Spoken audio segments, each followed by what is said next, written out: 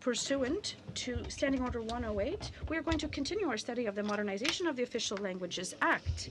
And of course, with us this morning, we have the immense pleasure to receive from the Office of the Commissioner of the Official Languages for New Brunswick, Michel Carrier, Interim Commissioner, along with Hugues Beaulieu, the Executive Director. And from the Office of French Language Services Commissioner, we have François Boulot, Commissioner for Ontario, and Joseph Morin, Legal Counsel. Gentlemen, welcome to the Official Languages Committee. And, well, we know what the circumstances are right now. We're going to work like this. You will each have roughly 10 minutes to do your presentations. And then we will do like usual. The members of the committee will ask you questions. They'll make comments for the rest of our meeting. So who would like to start? Mr. Carrier? So we're listening. Thank you very much, Chair. Right from the start, since this is televised, I would like to think that the committee could have offered me makeup services, not for you, the chair, because you are so young and handsome, but my colleague who has been in such stress over the past 2 weeks could have used some foundation and lipstick. But, well, moving on. So, Chair, ladies and gentlemen, members of the committee, hello. We're very happy to appear before your committee today to give you our position on the modernization of the Official Languages Act of Canada. For New Brunswick is an independent officer of the Legislative Assembly of New Brunswick. His role is to investigate, report, and make recommendations with regards to compliance with the New Brunswick Official Languages Act. The Commissioner also has a mandate to promote the advancement of both official languages in the province. It is under this promotion mandate that we wish to propose changes to the Federal Official Languages Act. The Office of the Commissioner for New Brunswick also prepared a brief on this question, and a few weeks ago we gave it officially to the Senate Committee on Official Languages. So I'm happy to provide you a copy of this brief today. Describes New Brunswick's legal uniqueness in terms of language rights and the shortcomings of the federal system created by the Official Languages Act in 1988 with regard to our province.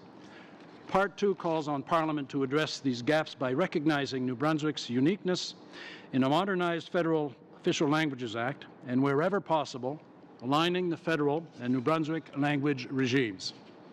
Part 3 encourages Parliament to draw from the wealth of New Brunswick's 50 years of experience with official languages, particularly the most recent version of the New Brunswick Official Languages Act.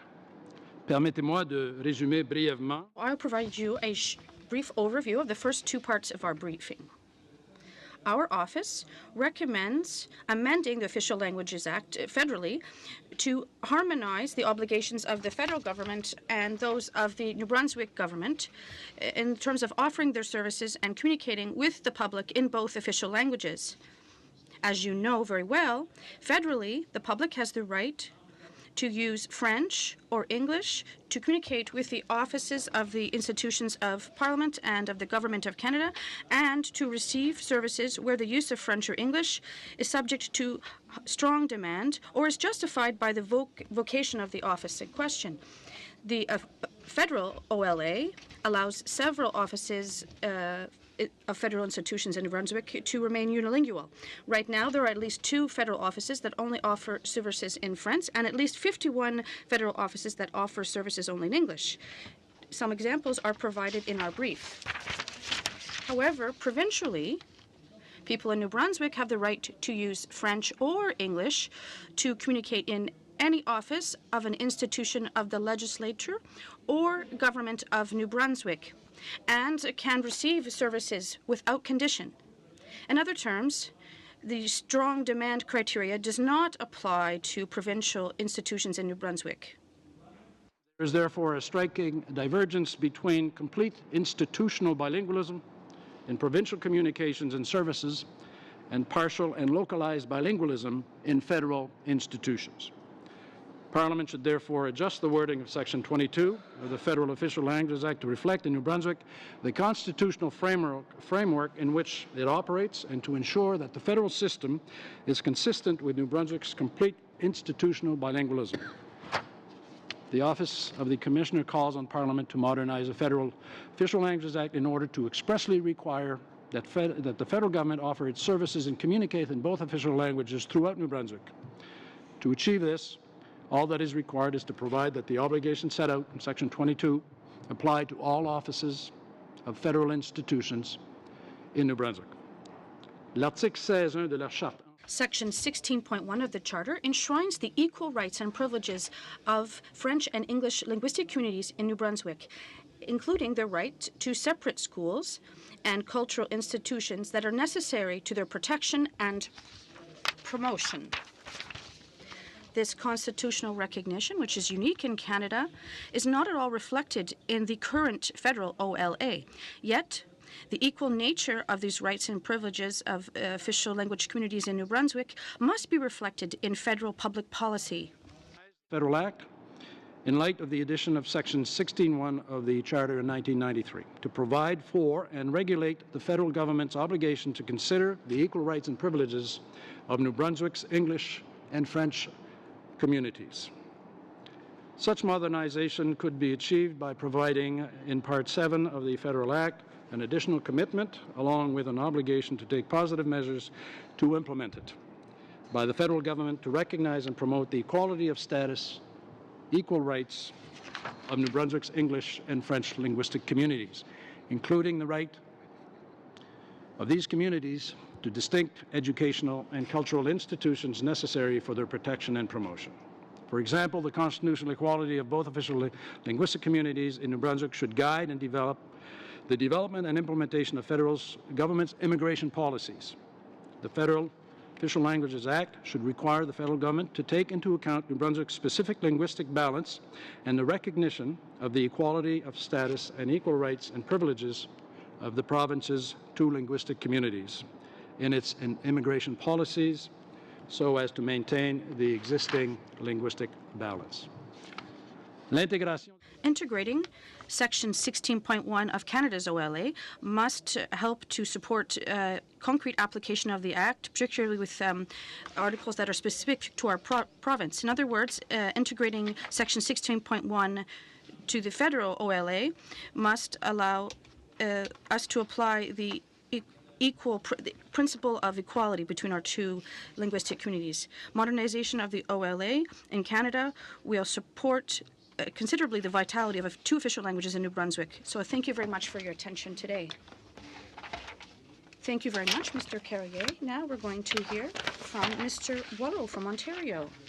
Chair, ladies and gentlemen, members of Parliament, I'm so pleased to be with you here this morning. I'm accompanied by Joseph Morin, legal counsel, and I have my colleague here from New Brunswick. And it's a true pleasure to be here together once again before our parliamentary committee. So first, I'd like to thank you for allowing me to appear today in order to present you a brief regarding important issues that need to be addressed in the context of a modernization of the Official Languages Act. When the Prime Minister announced that he was committed to modernizing the Act, your colleagues from the other place already started their study, and your work here will be a great complement. The Official Languages Act can and must be a beacon in the field of cooperation between the federal government and the provinces and territories. But to do this, it must be modernized in many ways. The actors may haven't changed in 50 years, but their roles and responsibilities in official language significantly evolved, as have the official language minority communities.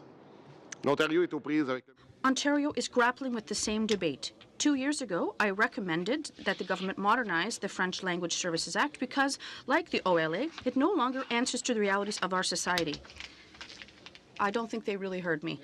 First, I would like to look at the OLA today and in terms of services that we're going to provide.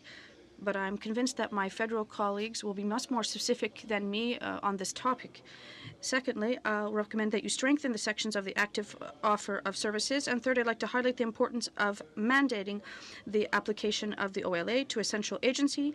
And finally, I'll take you the final minutes of my speech to explain my vision of my role as official language commissioners.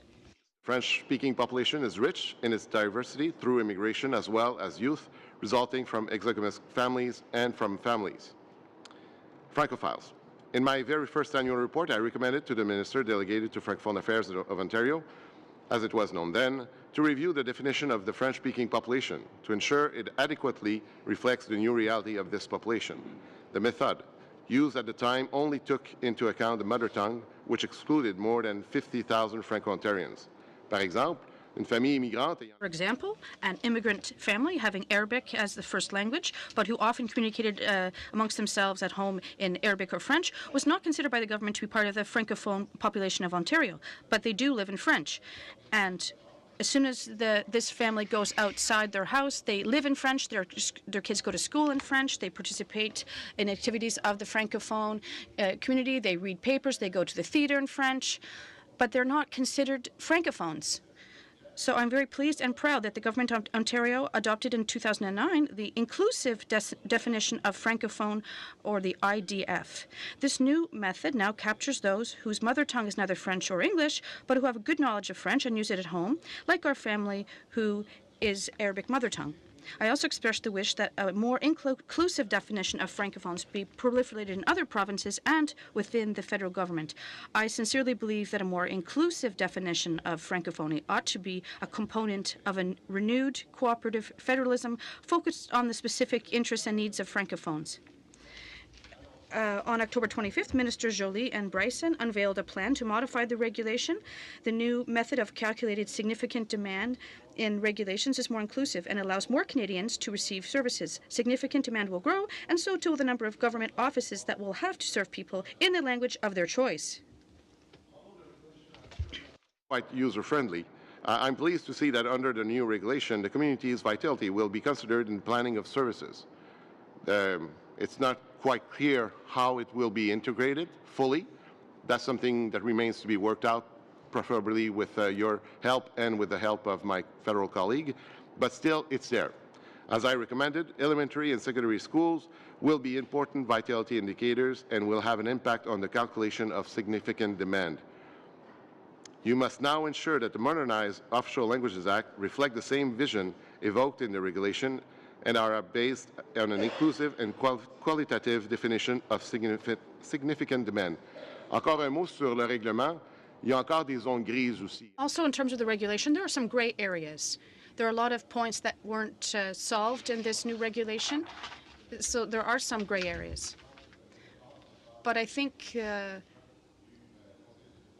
Treasury Board did make a good effort in producing this regulation, but it needs to be fleshed out further and looked at in detail. Like the inclusive definition of Francophone, the active offer was one of my priorities for my vision of French language services in Ontario.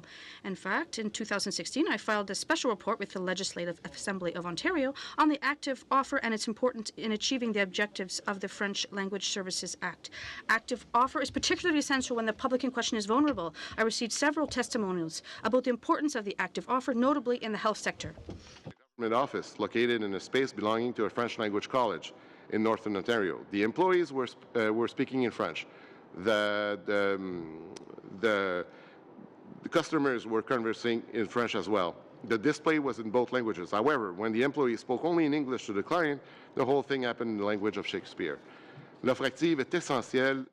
Active offer is essential for delivery of services in the language of the minority. You will agree, it's probably not in the midst of a medical procedure that a Francophone will demand to have their linguistic rights respected. Nor will it when a teenager, overwhelmed by addiction, or has just given birth, or with the Children's Aid Society knocking at her door, will then ask for a psychosocial assessment in French. So this person has to be able to be confident to ask for services in French, but there has to be an active offer. I recommend the Parliament amend the OLA in order to provide for an obligation to adopt active offer regulation. Parliament may include in this regulation an explicit definition of the active offer, in addition to clear criteria to be met, which could include several things. They should be able to choose their language, and we should also be looking at the equal or equivalent quantity as the service offered is in English. Well, the Official Languages Act mandates the Treasury Board and Heritage Canada to implement it, but it doesn't impose any specific obligations in terms of coordinating obligations devolved to federal institutions. This causes many problems because if the Treasury Board doesn't prioritize the implementation of the OLA, the task falls to Heritage Canada. Heritage Canada doesn't and will never have the authority or the influence over other departments to discharge its mandate. At the time when the Privy Council was under the presidency of Stéphane Dion, the central agency was able to play a more determinative role. But, for example, all submissions to Cabinet had to go through an OLA lens.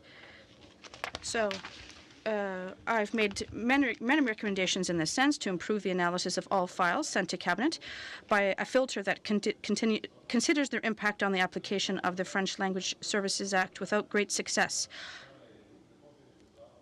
I think that a central agency specifically named in the Official Languages Act, the Treasury Board, will be able to ensure that departments and other federal institutions will be able to respect their obligations pursuant to the Act. Therefore, I recommend the Act be modified and explicitly give the obligation of implementation to the Treasury Board. Now, the role of the Commissioner. Other groups will come before you and call for powers that are more coercive for the Commissioner or the creation of a languages rights tribunal. And this merits your attention. But my role here is to shed light on the aspect of our job that seems to be misunderstood, that a language commissioner is an advisor. Work to find solutions acceptable to both parties. In that sense, they are also mediators. But being a commissioner also requires to be proactive. An admissible and founded complaint is in fact a violation of the French Language Services Act. This might mean that there wasn't a bilingual employee when a person attempted to buy fishing license. It might mean that there isn't one hospital in the GTA that has a mandate to offer health services in French. Ou encore une plainte recevable. It might mean that a francophone child, such as Noemi, taken by a Children's Aid Society, may be placed in an Anglophone family, jeopardizing her cultural and linguistic identity. And all of these potential complaints, we see failure. Damage is done.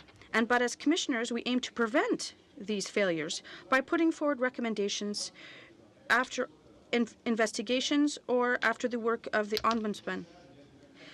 Commissioners become important actors and useful advisors for ministers. We could avoid many complaints and problems this way. Require my expertise and my experience and our advice on how to best plan for the best interest of official language minority communities. Ce mandat de conseil est essentiel. Our mandate is essential to the role of Commissioner. We must be able to directly interact with ministers and public servants to recommend strategies for the development and implementation of public policy that both respect statutory obligations and meet the needs of its communities. The government of whichever stripe received a mandate to govern. It often comes down to commissioners to remind governments that they have obligations to understand the needs of official language minority communities and that they must adapt their policies in consequence. Which brings me to my second point. Namely, consultation and promotion. Ever since the beginning of my mandate, I've worked tirelessly to understand communities to whom the French Language Services Act gives rights. It is only through speaking through people that we can understand their realities, their challenges, and aspirations. In addition to consultation, I promote the FLSA and its obligations on government agencies and service providers. I'd like to think back to Noemi, the young girl who was placed in an Anglophone family. These are obviously situations we want to avoid and stop. And I tried to meet all children, aid societies, and service providers working in health, justice, and immigration to explain to them the importance of understanding Francophone communities. I highlighted for them that although the FLSA gives them obligations, acting in the best interests of individuals supersedes the Act. It's a question of doing the right thing for that person, their family, and their community. Consultation and promotion work are part of being proactive. If, at the outset of policy development, the government or other development of services, the government receives and follows a commissioner's judicious advice, it may mean avoiding wasting resources and time and consequently strengthening its efficiency. I would like to add that consulting OLMCs, mobilizing knowledge, and offering advice could take many forms. Projected the Francophone community of Ontario over the next 10 years, the diagnostic is not encouraging. Even though the number of Francophones will grow, their proportion will dangerously fall to less than 4%. My recommendation to the Minister of Francophone Affairs, which she accepted, is to provide the government with an action plan on the development of Francophone communities and the promotion of the French language in Ontario. Et afin de cimenter la portée du To crystallize this annual report's recommendations, the OLFSC organized this past Monday a symposium looking ahead, getting ready. More than 230 experts, members of government, and community representatives met to discuss the issues that were raised in the report concerning health, digitization of public services, an aging population, immigration, restructuring of in-person services, and the production and dissemination of French digital content, including in media. Now, that is proactive work, and it's proactive work that was done reflecting the interests of the Ontario Francophone community and not in reaction to something else, which would be the work of an ombudsman. In conclusion, I want to just speak about cooperative federalism. And if we want to do that, well, I've suggested some ideas in my brief. An official languages commissioner needs to bring people together and promote the language. And I would like to note in closing that we have produced, and we will distribute to all members of the committee, an infographic on Francophones in Ontario. This is an infographic that's just come out. It just came out last Monday. I have a number of copies here for you. And so it's an infographic that really talks about the Francophone community. And we also have started and have almost finished organizing a major conference. You know that our organization is a member of the International Association of Language Commissioners, and we'll be meeting in Toronto in June of 2019. I will be happy to answer any of your questions, and I'll be happy to speak more about any of this later on. Thank you very much, Commissioner Carrier and Commissioner Boileau, for some excellent presentations. We will now start with our questions. We'll start with Alupa Clark. Thank you, Chair. Good morning. Can you hear me? Yes, no, we can hear you very well. Sorry. So, Mr. Carrier, Mr. Boileau, we're very happy to have you here with us this morning, and I'll just give you a couple of seconds so that you can put in your earpieces so that you can hear us clearly. Je sais que ma mère avait besoin d'aide. Bon, parfait. So, Mr. Boileau, I think that the last couple of weeks have been particularly busy for you, but I'm very happy to see that you seem to be in fine form and are continuing the fight. I have to say that the Conservative Party of Canada takes linguistic rights very seriously. They're very important for us. And we're very happy that there was a summit meeting yesterday between our leader, Mr. Scheer, and the Prime Minister. And there's a will to show a solidarity with the issue of language rights in Ontario. That having been said, this morning we're looking at modernizing the Official Languages Act. So I have a couple of questions, a couple of direct questions. So I will start with those. I'd like to ask you, because you've spoken a bit to this morning. Would you be in favor of an administrative tribunal, or would you prefer to give coercive powers to the Official Languages Commissioner at the federal level? And maybe before you answer, maybe just mention to who you're speaking, because we have two commissioners before of us. And I'll ask that to all the members. Yes, thank you, Chair. You're right. So for both commissioners, in your opinion, what would be the better option? Would you be more in favor of an administrative tribunal being created, or would you prefer to see the commissioner have more coercive powers? Well, I'm not in favor of coercive powers for the for the office of the commissioner, and that's reflected in the final comments that were made by my counterpart, my colleague. A commissioner is a diplomat. A commissioner is an advisor. A commissioner is somebody who brings people together. and it's then up to the political sphere to act on recommendations, and it's also up to the population, up to the people to react if recommendations are not followed. It would be very difficult, I think, to reach the majority, to get the majority community involved or get them to participate if that kind of power existed. So I think that we can succeed in doing the work within the mandate that we have been given without having more power. So you're more in favor of a tribunal. Well, I'll let others speak out on whether or not there should be a federal tribunal, but in New Brunswick, I'm not convinced that would be the best way to go forward. I recently took a look at the New Brunswick Human Rights Tribunal, and there was one case that took 7 years before there was a solution. And it's not because, they're terribly busy. So I'm thinking, if it takes a tribunal that much time, there's the whole process that has to be followed, justice, natural justice, and all of that. Now, we do follow the principles of justice, but then you get lawyers involved, and things can be delayed, and it can also create higher levels of animosity. So I can say that for New Brunswick, and I'll speak out just for our province, for the moment, I don't see how a tribunal could improve the work that we're doing. Thank you, Mr. Carrier. Mr. Boileau. So just to complete what my colleague has just said, because I completely agree with everything that he has said, it's important to note that the role of the public service is to deal with competing priorities. There are requests that come in from all sides, and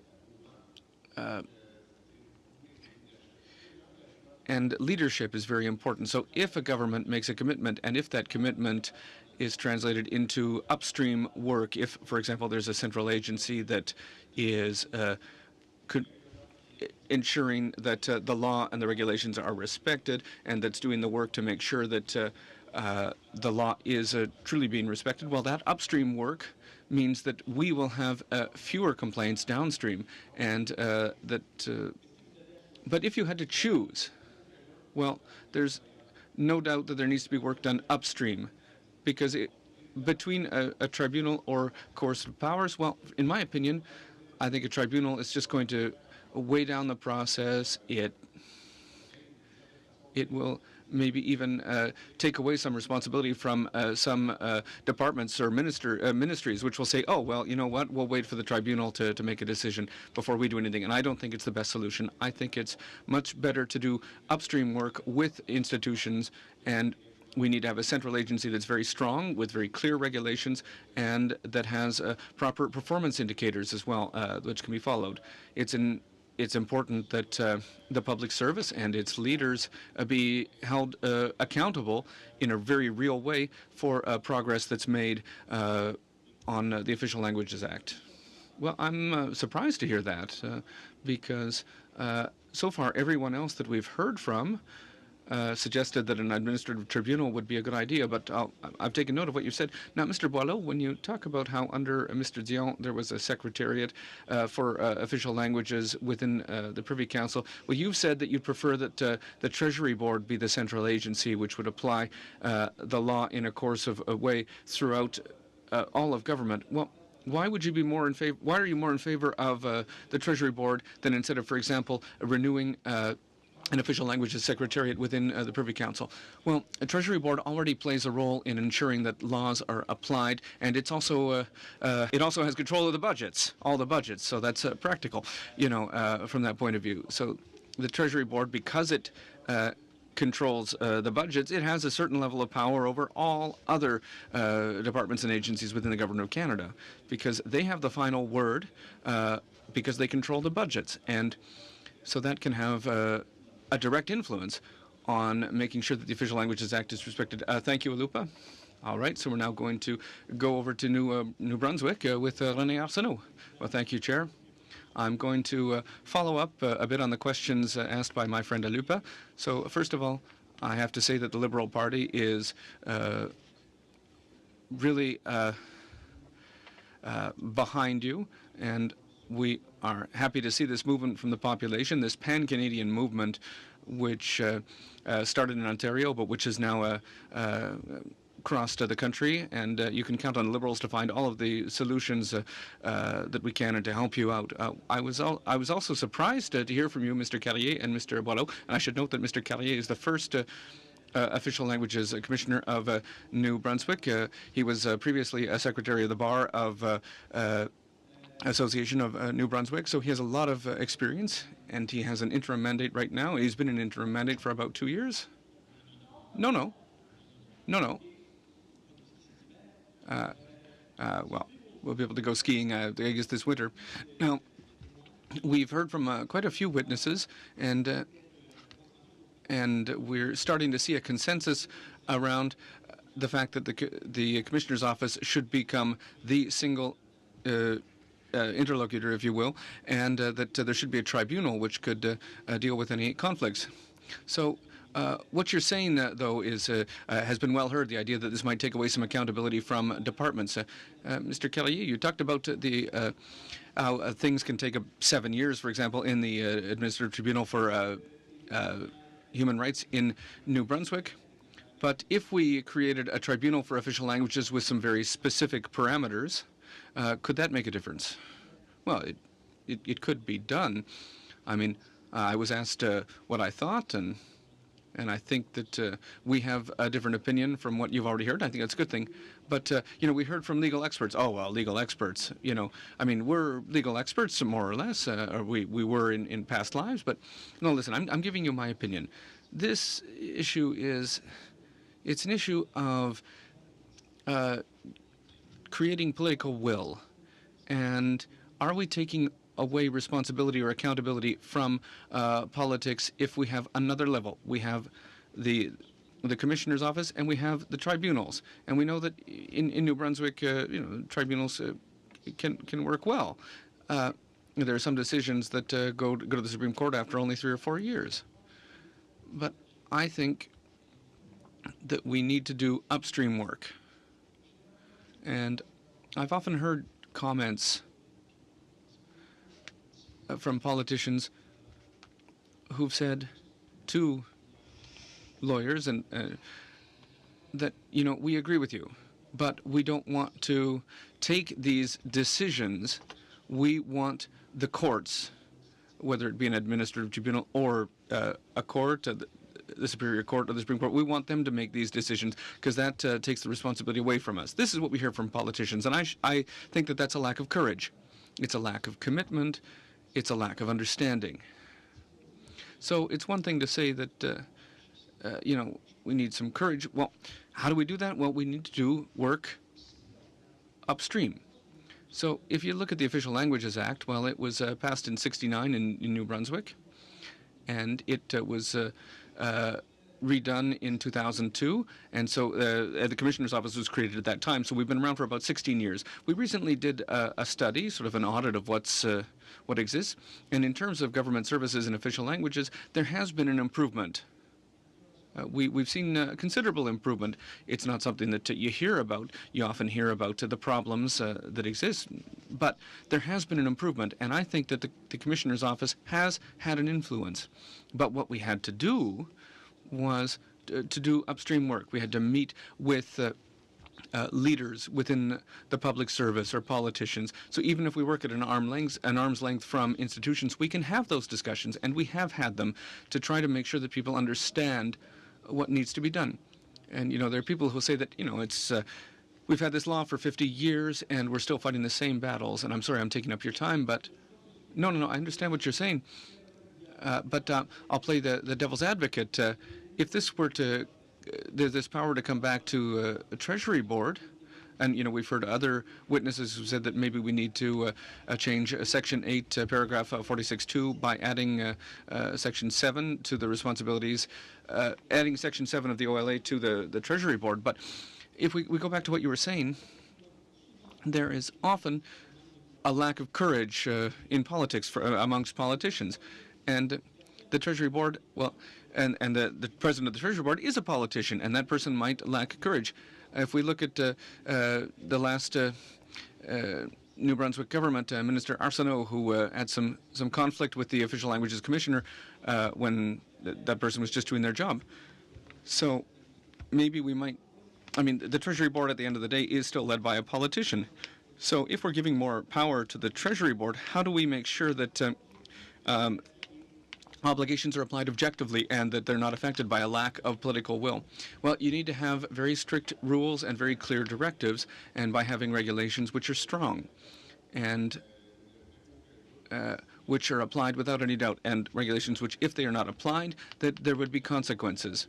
And when civil servants are held accountable and when they're evaluated on their performance, and if that performance evaluation includes implementation of Official Languages Act things, well, that creates increased accountability.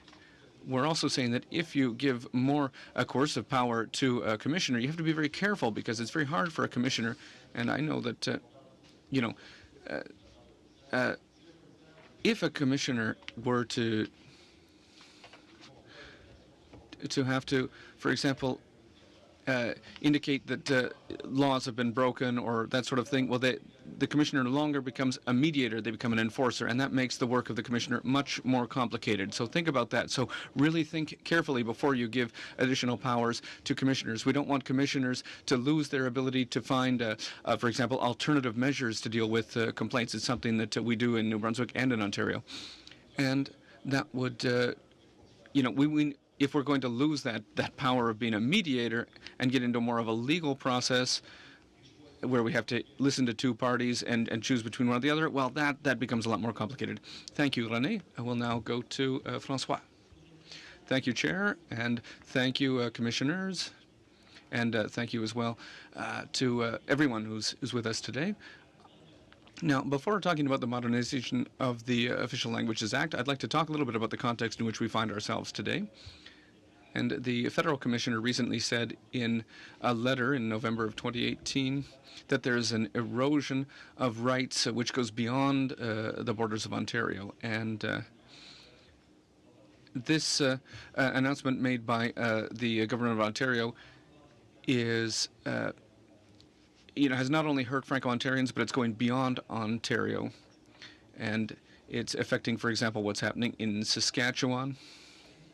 It's created uncertainty concerning, and it's also affected, it goes along with the uncertainty concerning official languages in New Brunswick, given the new government that has come into place in New Brunswick. And of course, we're also in a context where we're about to lose the planned Francophone University in Ontario. Do you agree with the statement that something is going on right now, that we're in a difficult time, and that there have been attacks that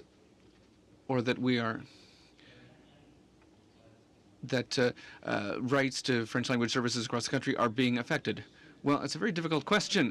Michelle, would you like to take that? No, listen. Neither Michelle nor I will be making any political statements today, but however, in terms of an erosion of rights, well, there is something that's going on, and when we let populism, if you will, take over, and when we give a voice to those, for example, on social media, well, people speak very freely on social media, and there's always that fringe population that becomes much louder. Well, they get, if we give them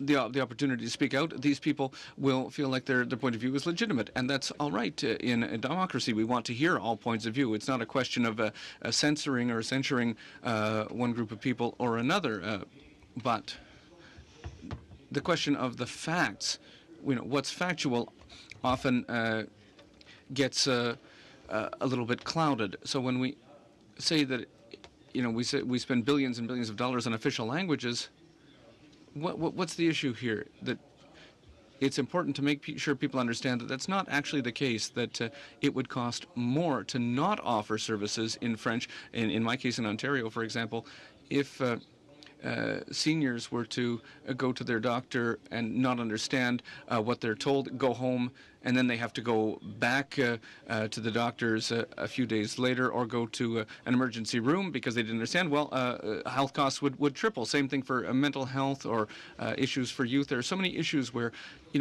official languages, it's not just a question, it's not just an issue of, getting a flyer in both languages, making sure that people have appropriate services.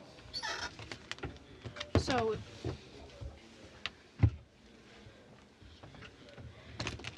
I think there's a Deputy Minister's Office for Education, and if we integrate it into the department, this sends a strange message. If we cut this position, it might cost $100,000 to $110,000, and they may save that, but will it really make things more efficient? Same thing for my office in Ontario. People talk about efficiencies, but in terms of your Ontario office, what difference would it make if you were under the Ombudsman's office? You didn't really mention this, but how come it's so important to be independent? You will no longer be independent if your office is located under him. The Premier of Ontario won't tell you what your direction is. What will really change for you if that happens? We have a symbolic role because we present directly to the legislative body of Ontario. But the Ombudsman of Ontario is the body of last recourse. We work with him and we do receive complaints, but we have a bigger role. We have a role as a protector, as a promoter, and as I said earlier in my introduction, the fact that we're even talking about a French university or a French university in Ontario. How come? Because this is something we've been waiting for 40 years. But in 2012, when we filed our investigative report, that was from my own initiative, by the way, it was to underscore the lack of programs in French in Ontario. And one particular region which is growing, there's 250,000 people there. 1 out of 2 francophones in Ontario is not born in Ontario. 8 out of 14 people on my team are not born in Canada. And this is where francophones are seeking post-secondary education the most, but there's the least amount of services offers. We're talking about 0 to 3% in 2012. So the very notion of this university debate stemmed from the work of our office.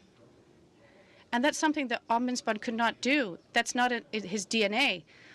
He's an excellent Ombudsman, but that's not his role. Mr. Carrier, do you have the same feeling that services would be eroded and that services in French would be attacked in your province? As you know, there are people who are concerned. They're concerned that we have provincial MPPs that are part of a movement that is against official bilingualism. And this party is saying everywhere that they're not against bilingualism, but in their platform, they said they want to get rid of the commissioner's role. So this raises doubts. So yes, we're concerned. But the role of the commissioner is to react. And since Mr. Higgs' government took power, I met with the Premier. We spent 90 minutes. We talked about bilingualism. We talked about making communities closer. I met with the Minister of Education. It was the same thing. And tomorrow, when I get back, I'll be meeting with the leader of the Alliance Party, Mr. Austin, and we'll be talking face-to-face.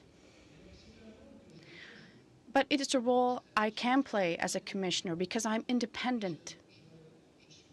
I'm neutral, objective, very intelligent, as you can tell.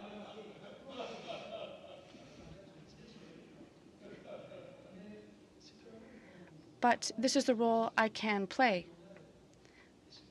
So we have to maintain these types of offices.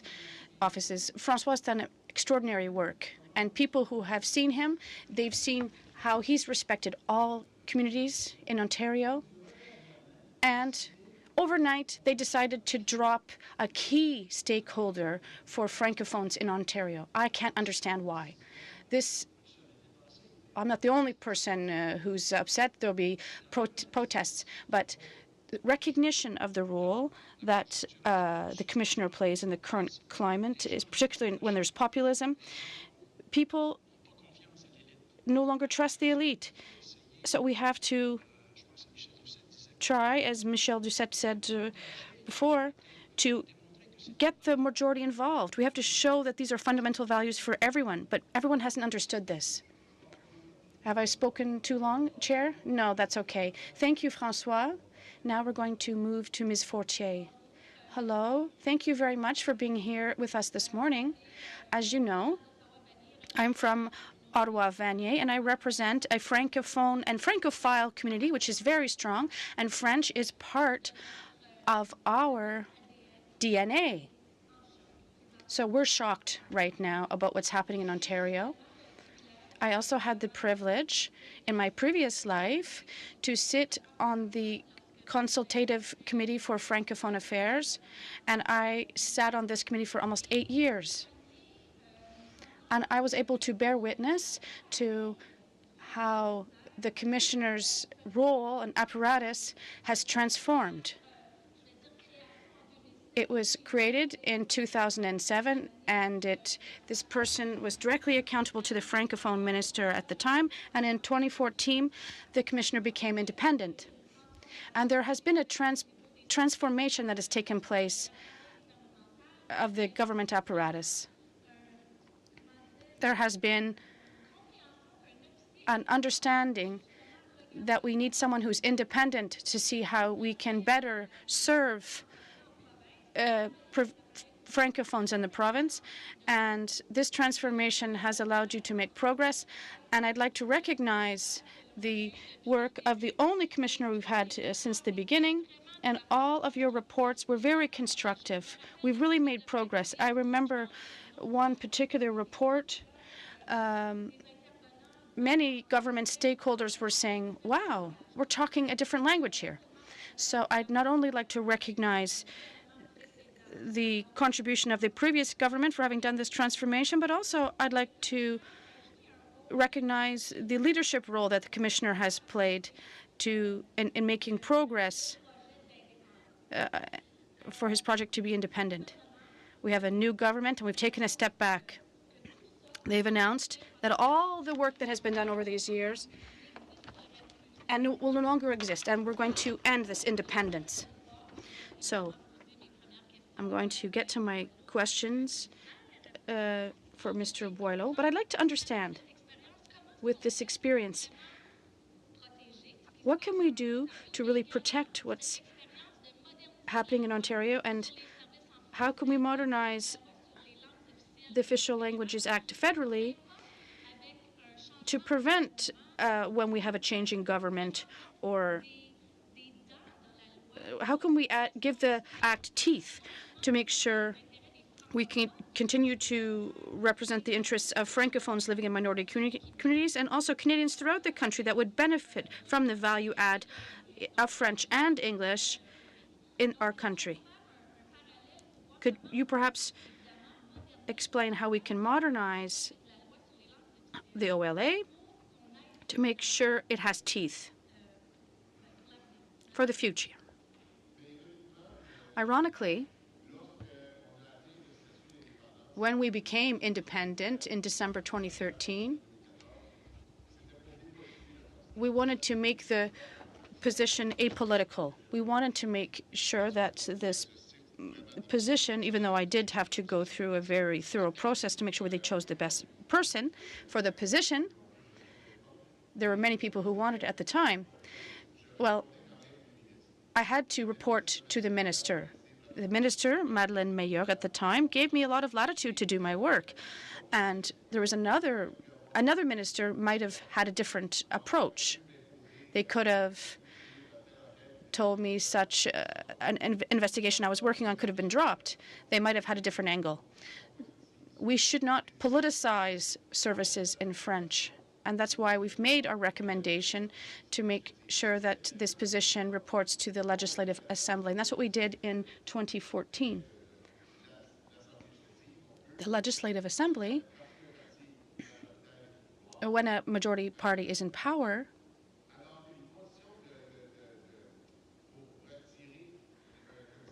if they want to remove a commissioner or an independent agent, there are strict conditions right now. It takes a case to remove the mandate of a commissioner. But the position can be removed with a simple amendment in an omnibus bill. So I can't remember the exact federal term in the federal OLA, but I think we have to make sure that the commissioner that is selected and the discussions around the very creation of this position should be voted at with two-thirds of the support of the House of Commons. We have to provide more protection. What's happening in Ontario right now,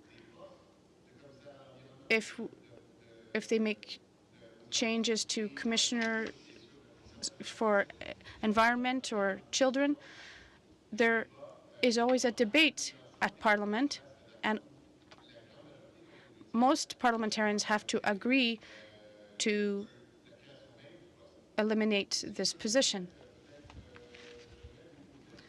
I would like to officially table a copy of all our annual reports with your committee. So we provided a copy of all our annual reports and a copy of our investigative reports. I know there's a special report on planification of French services in French. We have an investigative report on unilingual services, an investigative report on French schools in Toronto, an investigative report on post-secondary services in French. I mentioned it earlier. We had a summary of a congress that we had on French services, and we did a joint report together, myself, Grant Fraser, and myself, Access to Justice in both official languages. We had scholarship report in French, Act Now for the Future of French Francophones, a joint report with the Federal Commissioner, an investigative report on the Jules Leger Centre, active offer of services in French, another report, and work to be done on the secondary level, use of services in French, and advertising in Francophone media in Ontario. So this is the work that will now be lost. Any additional questions? Well, I'll have to get to my question later because it'll take more than a minute. But one thing I wanted to ask about is how do we strengthen federal-provincial ties in our agreements? We looked at Part 7 of the Act, but how can we make sure that there are positive measures that will make provinces responsible and allow them to play a role on the ground? I'd like to hear more from you on that.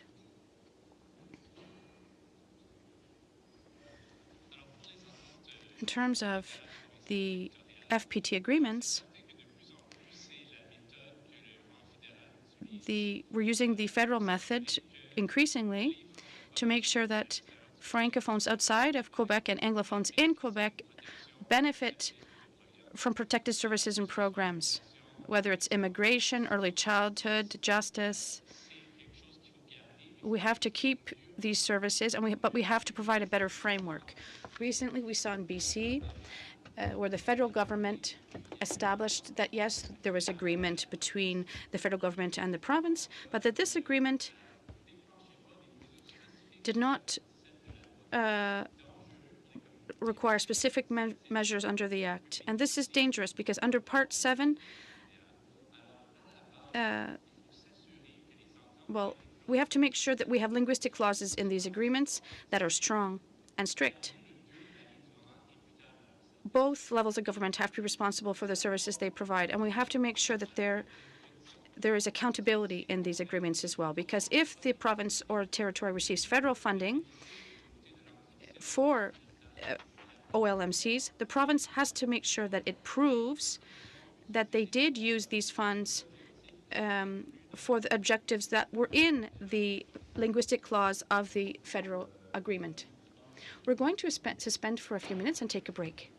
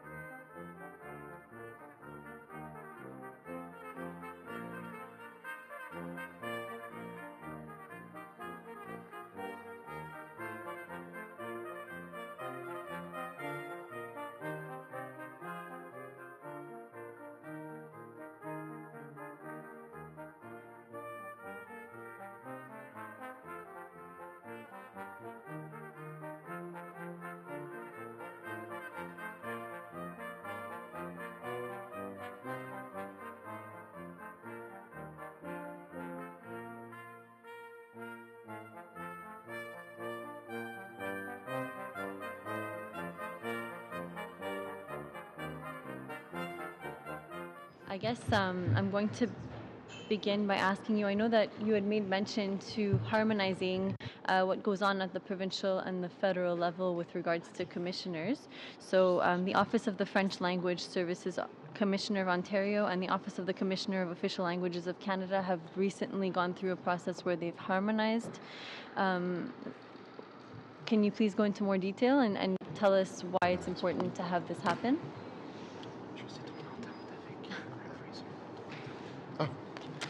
Are you talking about our agreement within our own commissioner's office? Okay. Yes.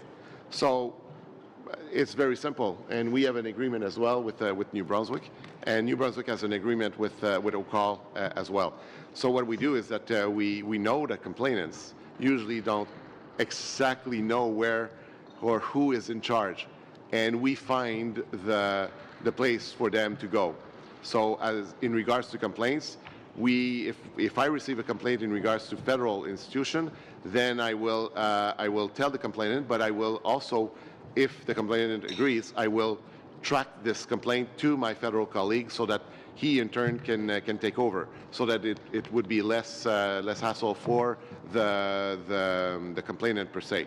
And also we do have an agreement to further our communication, so we do share our own priorities. And we look at so the fact that we had a study done together on access to justice in both official languages minority speaks to the fact that we do talk to each other, and the fact that we created a report on immigration also speaks to the fact that we, both of us, wanted to speak to our different government at the same time and saying the same thing. And so that was a clear message that and also a clear message that we work together, and we're asking the federal government and the provincial government to work together as well. Okay, thank you very much. You've also made reference several times to the role of the commissioner, and basically it acts as protector, as promoter, as mediator. We've heard from so many of our witnesses that this role is something that should maybe be divided into, not all be under the belt of one single person. However, you've said that it's important to keep them all together and that it would benefit the communities. Can you please go more into detail about that? Because you've also mentioned that they can't be too strong about something because they also have to be a mediator. So don't you feel that maybe they're not as effective because they wear all of these hats? The former federal commissioner used to use the line that his role was part nag and part cheerleader. In a way, it's true. We do have that role, and it's an important role. It's a reminder of government of our own obligations, but it's also a promoter in the sense of whenever I go to conferences and I meet so many people throughout the province at different levels, be it at a mental health organization in Barrie or be Children's Aid Societies in the north. I meet with many Anglophones, and I don't arrive there by saying, you have an obligation. I arrive there by talking about the French community, its importance, its history, its role, and being an advocate of the French community, speaking about French in the world. That is not a language in decline, that sometimes they think that. Anglophones would think that because they don't see it in their face on a daily basis, but actually it's a very fast-growing language in the world. 200 million French-speaking locutors today, more than 700 million by 2050. So the fact is that this job, at the end of all of my presentation, is to say, I hope that my message was clear. This is not about making sure that you offer the service because you're obligated to, but because it's the right thing to do. It's the right thing to do for the individual, its family, and the community. And if you don't want to do it because you don't believe in this, then do it because you have an obligation. So that's how I conclude all of my presentation. Okay. Est-ce que, Monsieur Carnier, vous voulez ajouter quelque chose? Mr. Carrier, would you like to add something to that? Well, I'm not sure if I fully understood the question in terms of whether or not we're wearing too many hats and that makes us less effective. But As Francois was saying earlier, we are a cheerleader. We are we're cheerleaders and we enforce things, but we're not alone. I recommended to our Legislative Assembly that we create a committee similar to this one, where provincial members of the legislature would be able to participate in projects that would help them promote the vitality of our different language communities. And so we have a leadership role, but we have to be supported at the same time. And we can play that role. But that having been said, the political side of things also has a role to play. And without will from the political side, well, we might be less effective. And this is something that I was worried about, and I maybe suffered from a bit of a Christ syndrome from time to time. But that's okay. But Francois and I, we believe so much in this that we want to make sure things work, and we find tools, we develop mechanisms, but sometimes if we're not supported by people, for example, in the Legislative Assembly or in Parliament for the Federal Commissioner, well, then maybe we can't move forward as quickly as we would like. Thank you very much, Manuela. We'll now go to Stephen Blaney. Thank you very much, Chair. And I'd like to thank our two commissioners for your very interesting recommendations this morning. I particularly appreciated what you were saying about governance. When we're looking at modernization, we want to ensure that we're doing things in the right way. I really appreciated your comments, Mr. Ball, about how the Treasury Board could be in charge of applying services under the law. Now, we don't want to see commissioners have coercive powers, and maybe a tribunal might take away some political responsibility. But my final question is, could the Treasury Board have coercive power to ensure that the Official Languages Act is applied? Well, absolutely. And that's what we'd like to see. If there are strong regulations, there are already some regulatory powers in the OLA, but very few of those have been applied. If there were more regulations, and if those regulations defined which were what the consequences would be if the Official Languages Act was not respected, and if the Treasury Board had the power to require that department explains the bad decisions that they make and held them accountable, that would send a message that there's not just one external arbitrator who's going to ensure that the law is respected. It's the government that's giving itself that accountability, that responsibility, by saying, we are going to look at the actions that are taken, and if there are complaints, it'll be still up to the Official Languages Commissioner to deal with some complaints and promote the language, but it wouldn't be just up to that person and their team to look at everything that's going on in government. They don't have the resources to do that. And to maintain that person's independence and to maintain their role of advisor, they can't be called upon to just be the police either, right? Now, Mr. Carrier, I'd like to hear what you have to say. You've been in Ottawa, but your career is in New Brunswick. Could you tell me about the role of the University of Moncton in... Mr. Dupuis previously told us that it's a little bit like the summit of the pyramid in terms of educational institutions. So what is the role of the University of Moncton when it comes to Francophones in New Brunswick? Well, it's absolutely essential that we have a Francophone university for Acadians. It's allowed many people to go to university in French. And previously that was something that existed only in Quebec. No, the University of Moncton and its faculties, its employees, its students, well, they're all leaders. They're leaders within the Acadian community. And we see that, for example, here's an example. I mean, Mr. Arsenault, maybe not everyone's as successful as him. Well, he wasn't listening, but Mr. Arsenault wasn't listening, but... So he missed that compliment. But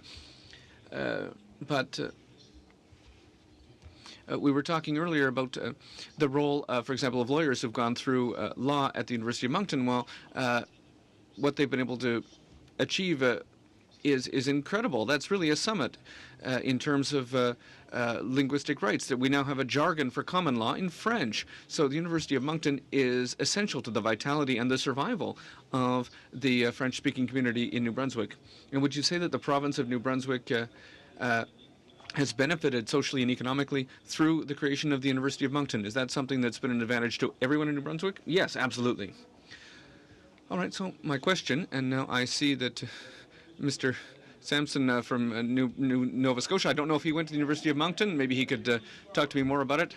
Yeah, no, it's my history as well. But now, you're an advisor, so now if I were in the government, I would ask, how can we continue to advance linguistic duality in Canada, and how can we avoid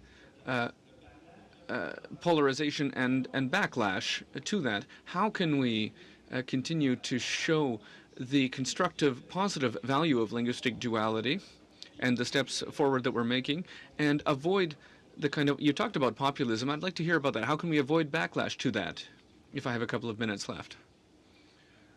Well, it's something that concerns everyone. Populism around the world. I think that those who, who are driving that are people who feel like they're not being heard.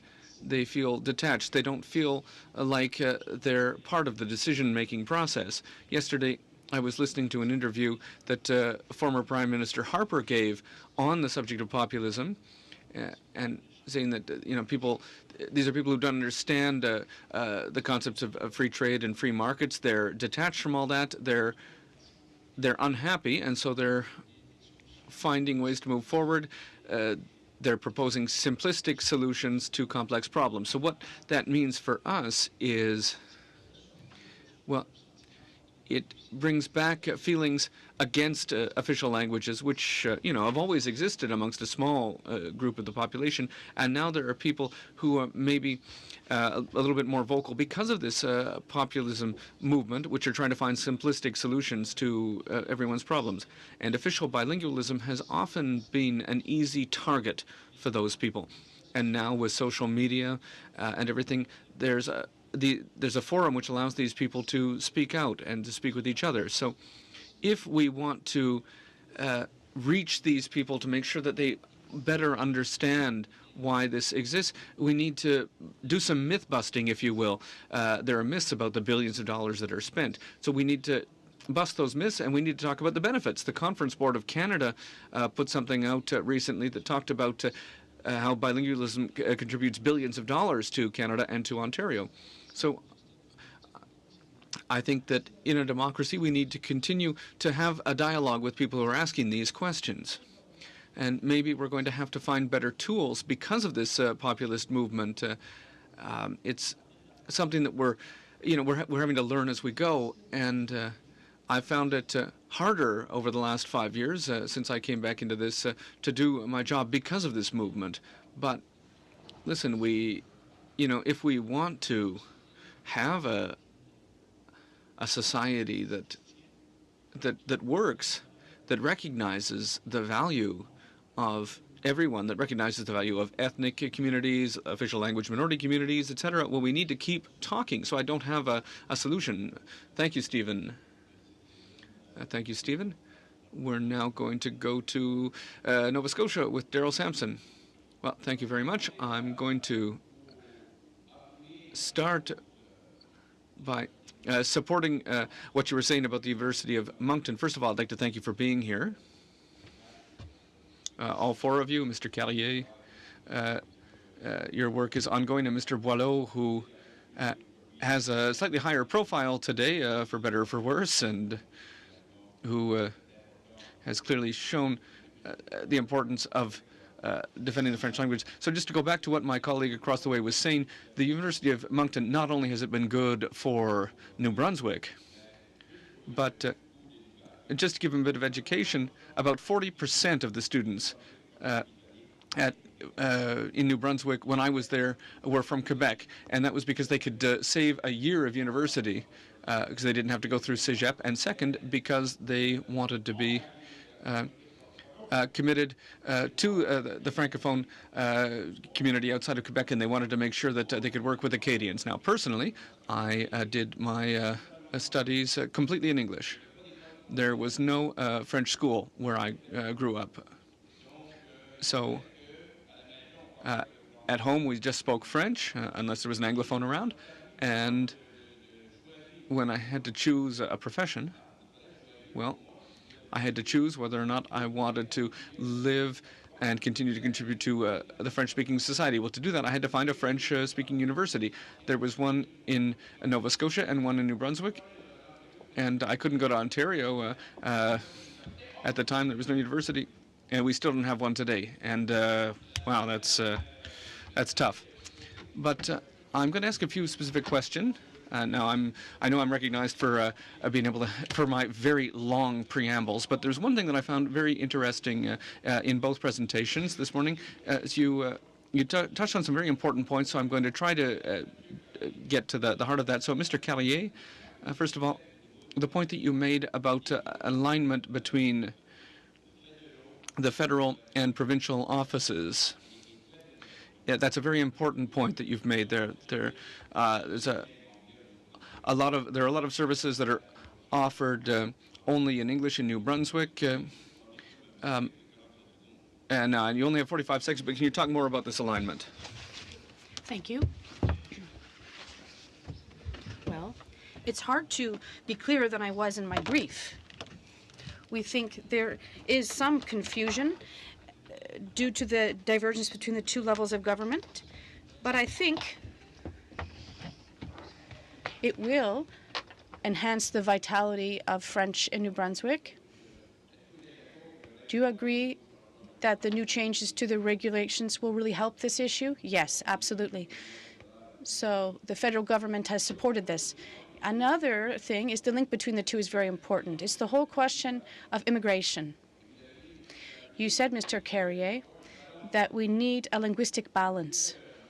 Mr. Boileau, you as well, you've mentioned how important it is in this regulation. I think you're the one who said that the Francophone population in Ontario is rising, but its percentage in the overall population is decreasing because of immigration. And this is crucial. Would you have anything to say about that, Mr. Boileau?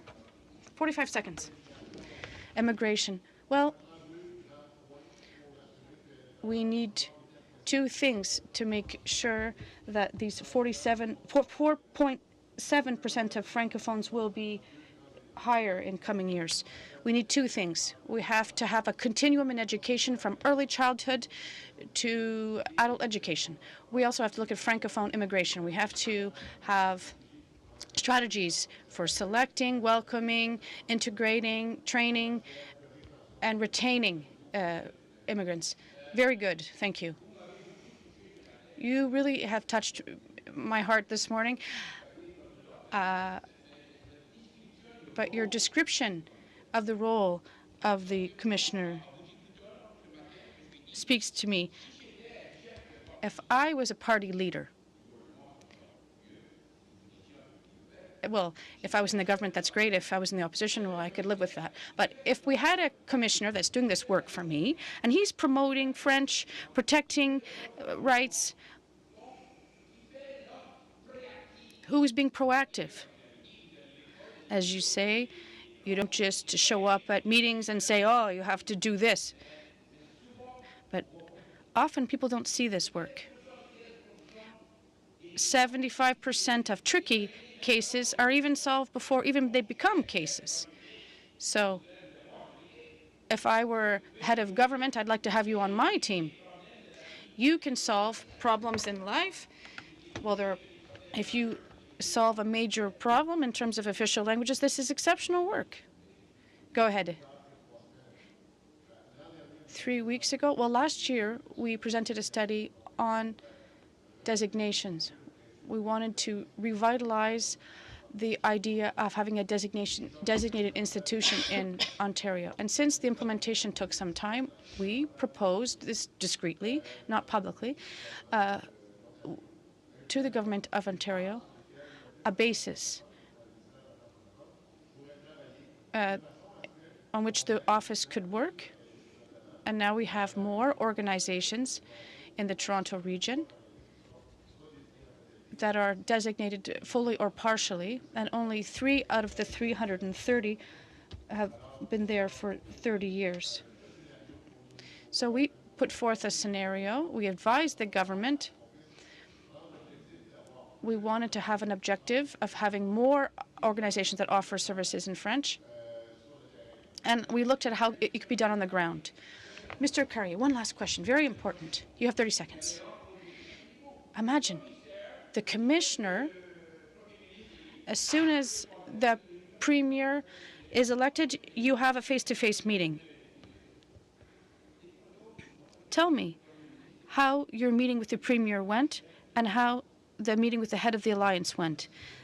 Well, I'm meeting with him tomorrow, the head of the alliance. But with the premier, it went very well. But like all politicians, he didn't make any big commitments. But I think we were able to talk frankly and openly. There was one file in particular about ambulances where the government wanted to remove the legal proceedings that were happening. But I encouraged him to continue the process because the judge did look at some weaknesses in the interpretation of linguistic legislation. Please tell me about the role. Thank you, Daryl. We're going to move to Alupa Clark now. Commissioners, in our crusade to modernize the OLA, there are two aspects we have to look at the same time. There's the Act itself, and regardless of who's in power, we have to change a lot of sentences that have been added to make the Act stronger. And then on the other hand, we have more global issues, whether we should have a tribunal or not, and how what governments will look like. So I'd like to discuss the global aspects. Well, we have discussed them, but I'd like to hear more about the Act itself and details that can make a great difference in OLMC's daily lives. We heard from jurists Power, and they made a lot of recommendations, very detailed ones. In Part 7, they want to change the word from may to must. I think you also have very detailed recommendations on the legislative side in terms of the current Act. Yes, in our brief, we did add more specific terms, but I'd like to just move away from the brief, if I may. Perhaps it's time to have more imagination. There's a lot of confusion between Part 7 on communications and services and the objectives of Part 7. For example, in Ontario, I have 14 articles in the law. There's no Part 7 in our legislation. I took my position in 2007 and I told them that we have communications aspects to look at, and we did solve our issues with a directive on communications in French. But we also have service aspects to look at. We have to make sure that in terms of services, we have to make sure they meet the needs of Francophone communities in some sectors. And when we reviewed the Act on French services a couple years ago, we decided who would establish the key sectors. It's the consultative committee of Mr. Mulrooney that helped us establish priorities about these sectors. So if we have a policy for recycled tires at the environment, yes, we should communicate it in both official languages. But if we're talking about policies that will affect women who are subject to domestic violence or early childhood associations or policies that will deal with access to justice, in the National Capital Region, we've received the most complaints for the courthouse in Ottawa. And since we established a pilot project on access to justice in French in 2015, well, now we have received 0 complaints. Not even one complaint. And people in Ottawa really like to speak up. So we have to think about communities and make sure our services are adapted to their needs in terms of health. We have planning done for services in French. And this plays a fundamental role in determining where the needs are, who are the service providers that provide services in French. And this is proactive work that can be done on the ground. And that really gives meaning to the role of the Commissioner. We have to promote this in terms of access to justice. Also, we have immigration services. These are all key issues. And that's where we need imagination. We have to try and twin the notion of service with that are adapted to the needs of the community. So we need a mix. We looked at the Gascon ruling. He didn't know what to do with Part 7 of the OLA. Thank you, Mr. Boileau.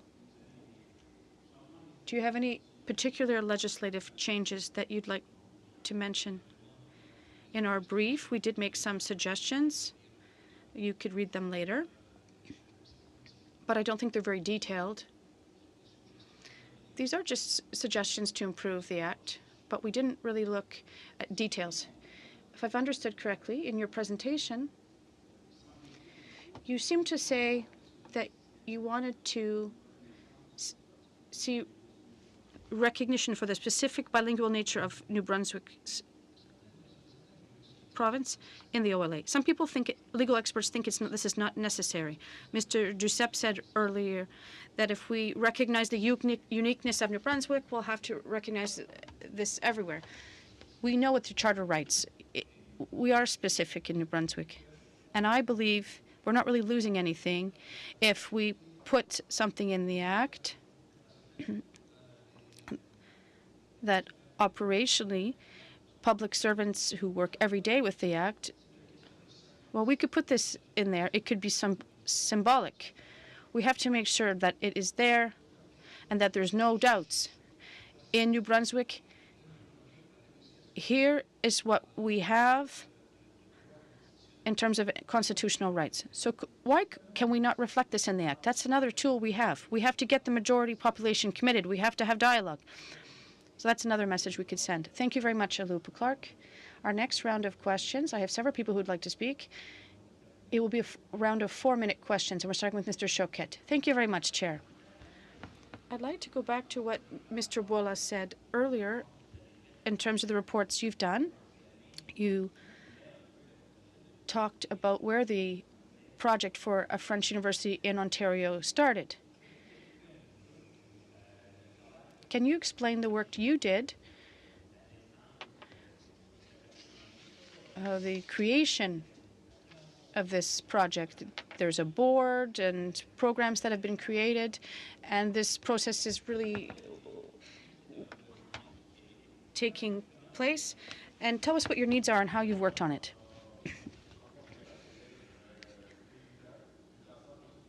In the southwest, we were lacking post-secondary services, and this population is growing steadily. And so we looked at this. We wanted to solve this question in depth. We looked at all the figures. We did a 78-page report, and we gave you a copy of it today. We looked at the state of post-secondary education in the southwestern area of Ontario.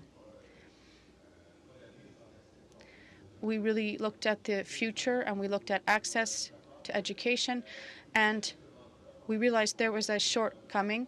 We tried to convince the government that there is a serious lack of education in an area of the province where the population is growing, and the student population vote. They do post-secondary studies, but there's a lack of post-secondary studies in French. So they have to do their studies in English.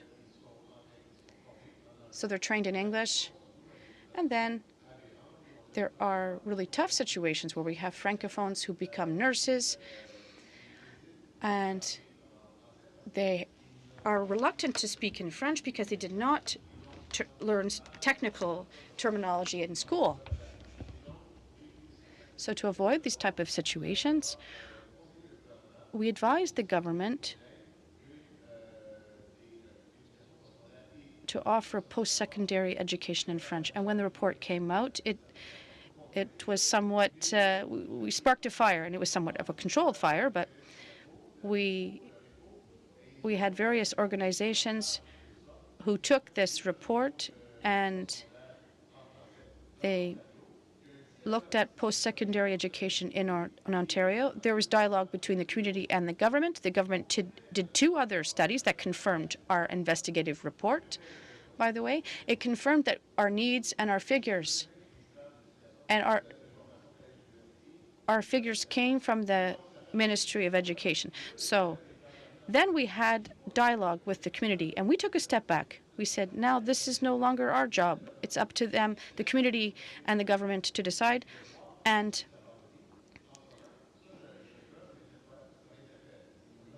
as a commissioner,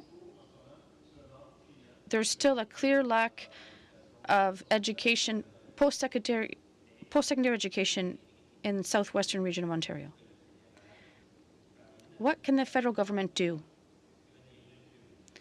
Steps are being taken backwards. Your office has been in place for 30 years, roughly? 11 years. So you've been around for 11 years. Inaudible.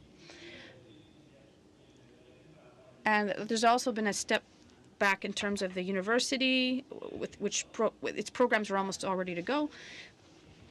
It's not a linguistic crisis, as we said earlier, that's just affecting Ontario. It goes beyond the borders of Ontario. Leaders met yesterday, and they're wondering, what can we do to support bilingualism throughout Canada, to support official languages throughout Canada? So what can the federal government do for Ontario? What role, what can it play, and what signal can it send? The federal government has always showed up when there's been a linguistic crisis. They may not have always done the right thing, but in recent years we've shown that the federal government has been involved. Example, with the linguistic crisis in Manitoba in the 80s, the government has shown up. There was a legal challenges program, the court challenge program. We had various agreements. It financed official language communities. They launched a program for official languages in education. The federal government has shown support. I think they still have a role to play. I think it has to, I'm not trying to say it has to give whatever millions of dollars, but I think in terms of the Ontario government and post-secondary education, if we say that there's a $15 billion deficit and we can't give 0.07 that is needed, we're talking about, well, $6.8 billion in post-secondary education in Ontario.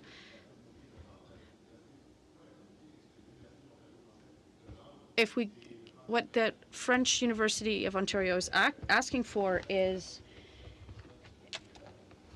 only 0.0% of the provincial budget for post-secondary education. So if we tell the Ontario government, we are going to give you support, let's have a discussion together.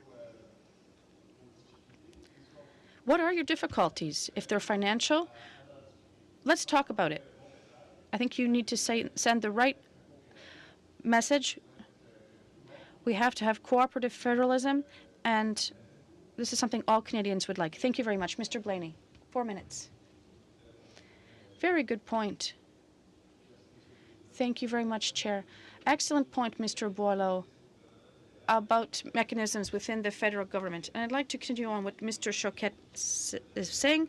We know that there are federal programs. You talked about the University of Moncton. Are there examples where the federal government has participated in school programs in Ontario? Yes. Funding was given to the PLOE, and I think they're in negotiations right now. So this is really important funding. But what we've seen in Ontario is that the provincial government has taken its responsibilities. We're talking about $1 billion in public funding for French schools in Ontario. These children will also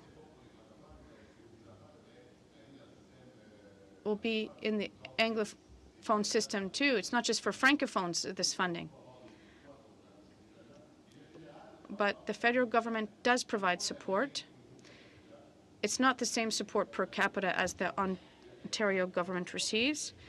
Ontario receives less per capita than other provinces in terms of education, but there's a crisis now, and perhaps it's up to the federal government.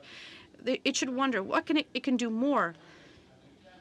After 40 years, we really have to make progress in terms of a French university in Ontario. We've created the idea, it's there, but what can we do now to make sure we're not going to have the same debate in 5 or 10 years to think about this project? It doesn't make sense.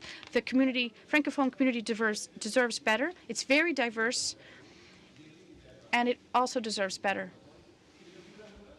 And the government also deserves better in some respects, because we're talking about jobs that will be bilingual. These employees will be trained in French, but they'll also be learning, like they do in colleges, they'll be learning technical terminology in both official languages. So we'll be creating future employees who will be helping us in health, justice, education, and that's what we need. We need bilingual training, and this will really help Ontario to stay at the level it should be at. And all these billions, I'm not talking just about for education in French, but also for education for Francophile Canadians in immersion schools. All this investment, I don't know why we stop at the post-secondary level. And these are people we've trained from elementary school. We want them to be functioning bilingual after. It doesn't make sense to stop at the post-secondary level. I know time is ticking away, but you also talked about Section 7 and promotion, and there's a lot of confusion. This isn't always clear, so what would be your recommendation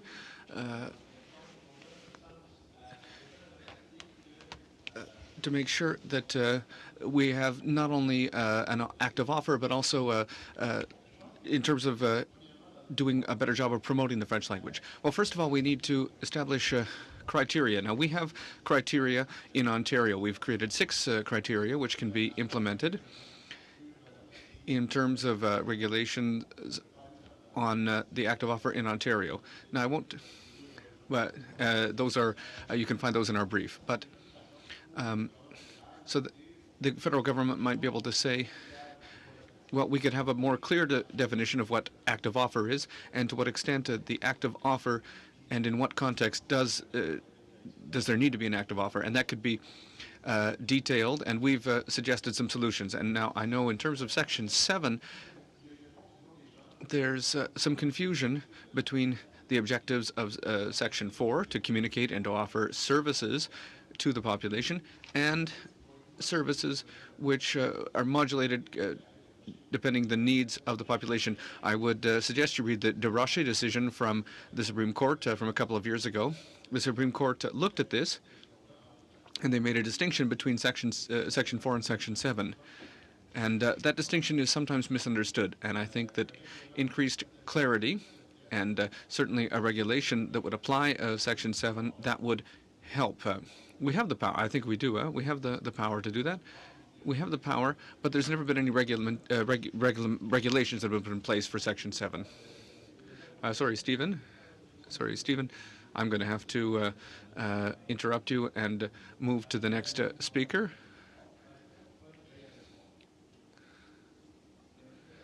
Thank you very much for being here. The first thing that I'd like to do is highlight the resilience of Francophones outside of Quebec. And I think that, Mr. Boileau, you have contributed to that. And also what Ms. Samar has done has contributed to that.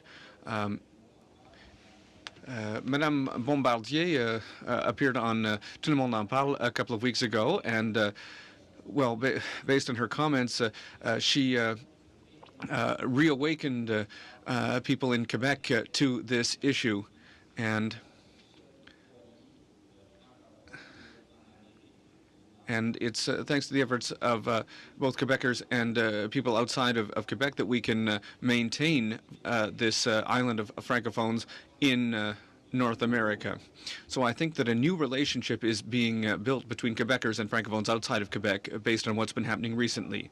Bilingualism is really at the heart of our identity as Canadians. Now, I'm a new member of this committee, so you might be able to correct me, but I have a question for Mr. Carrier first.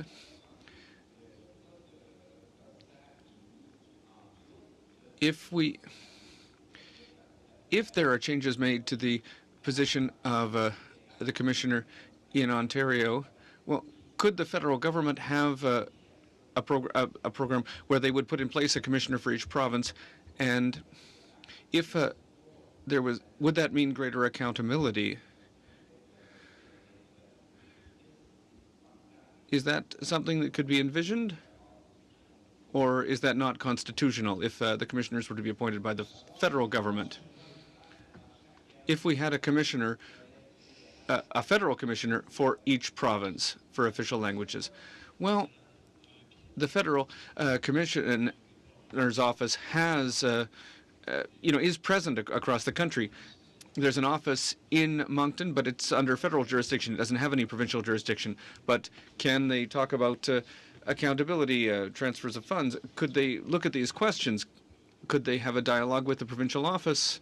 Well, this is a point that's been raised before. The transfer of funding through agreements or other mechanisms. Are these funds truly being spent to support the vitality of language communities? Well, there are questions that have been asked about that. I think that in terms of what's constitutional, I don't think that there could be a commissioner like that. That might be seen as interference, but certainly we could have people who could work hand in hand to ensure that the federal contribution leads to the desired result. Now, I have a question, a very specific question for Mr. Boileau. In terms of language rights, is there any experience at the international level that we could look at, that we could be influenced by? Yes, and to go back to what my colleague was saying, the federal government is already funding some programs for French language services in the provinces. And so there's funding and there's agreements. There are agreements that are in place. But we can't take accountability away from the provinces. So we have a provincial commissioner, and it's much easier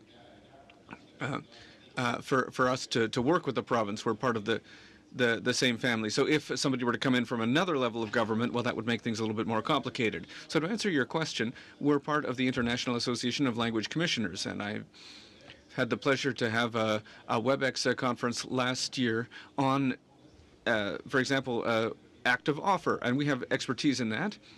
And this is something that was really appreciated outside of Canada. But we've also taken note of what's happening, for example, in Wales with healthcare, because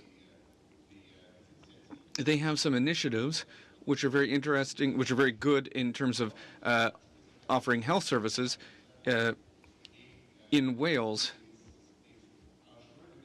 In June of 2019, we will have the opportunity to host an international conference.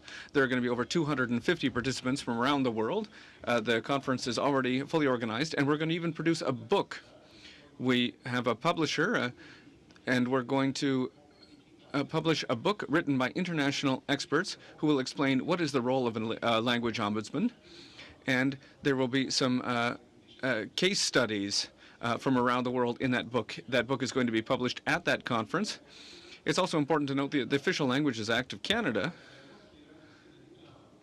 rather the Irish OLA is based on Canada's OLA. Kosovo's OLA is based on Ireland's Official Languages Act, which is based on Canada's Official Languages Act. So Canada has played an incredibly important role in promoting linguistic duality around the world. We have a country where we don't have wars between the two different languages. I mean, yeah, no, there are some differences of opinion, but we're not taking up arms between the two solitudes, and for countries like Macedonia or Croatia. These are countries that look at us with envy because, of the way things work here.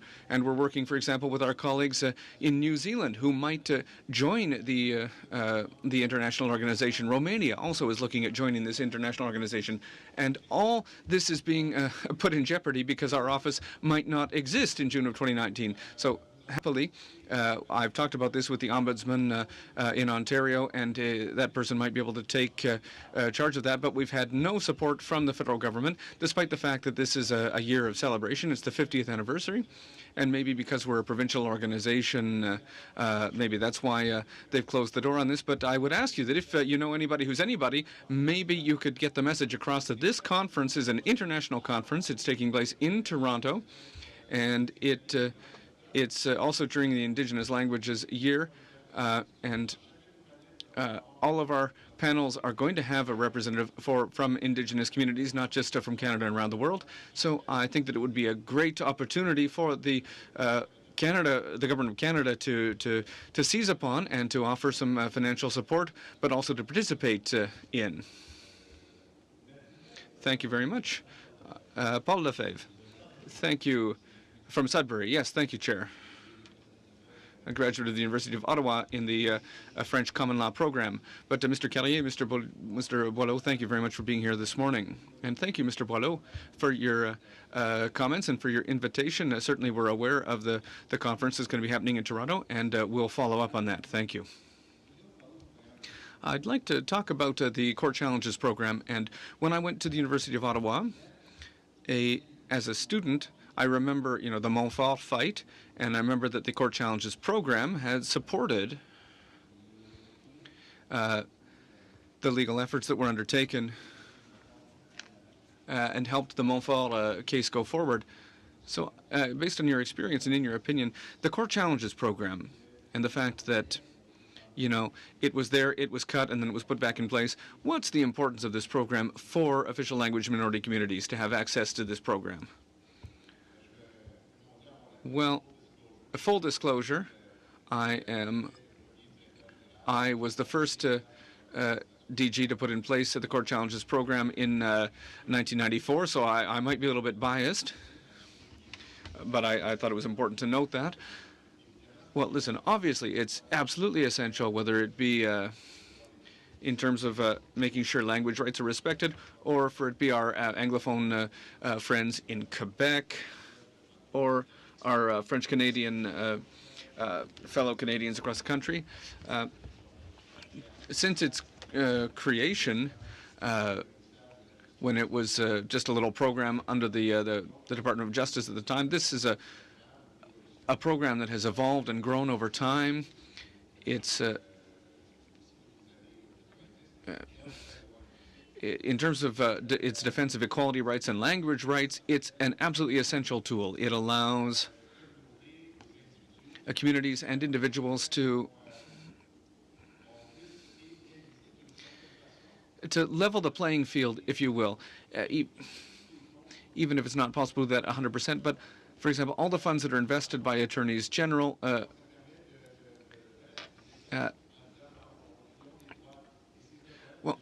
this program really helps level the playing field, and it's a program that, again, people around the world look at, and it's cited as an example, and it's a very, very important tool. Mr. Carrier, do you have an opinion on that subject? What he said. What he said. No, these constitutional cases, as you know, they take a lot of time, they require a lot of money, and for those who want to, sometimes those who want to make sure their rights are being respected, but they can't always afford to do it. So this program is very important. So what does it mean to have access to these funds to support language rights in the country? What would happen if the program wasn't there? Where would those who want to make sure their rights are respected, where could they go? Well, nowhere, basically. I mean, there are some other mechanisms that exist, but this ensures that we have a base. It allows, for example, a community or a group of individuals or a group of parents to say, you know, can we pay a lawyer to look at all this? So there's a starting point. There's $5,000 to, you know, where people can look and say, is there a legal basis for what we want to do? And if that's the case, then you can make another request to the CCP, and then legal experts can sit down and look at the case and put together a plan to determine whether or not what's being, you know, called for is important, whether or not it should move forward. So I think that it's an absolutely essential program. It gives a basis to make sure that things can get started. And then after that, of course, you know, communities can raise their own funds. That was the case in Montfort, because the Court Challenges program didn't pay for all of the Montfort case. There was support for Montfort that came in, for example, from Quebec and from other governments. And I would really just like to conclude, because I think that we only have about a minute left. We're going to be writing a report. What would you like to see in that report, or is there anything that you forgot to say, or was there anything else that you wanted to mention, Mr. Carrier, Mr. Boileau, that you'd like to make sure is in the report? Well, don't give him the last word. Well, as you know, we love hearing ourselves speak, as you've, I'm sure, seen this morning. But no, I think we've covered pretty much everything. If you have any more specific questions for us, well, you know where to find us. But for the moment, I don't want to take the time of from others, but I have nothing to add. And I would just simply like to thank you very warmly for the invitation to appear today. And we're with you for at least another couple of months to answer any questions you might have. Well, thank you very much. We've had a really excellent conversation this morning. So thank you very much for your appearance here this morning. Thank you for the conversations and the dialogue with the parliamentarians. On behalf of everyone, once again, thank you very much. And we are adjourned until next Tuesday.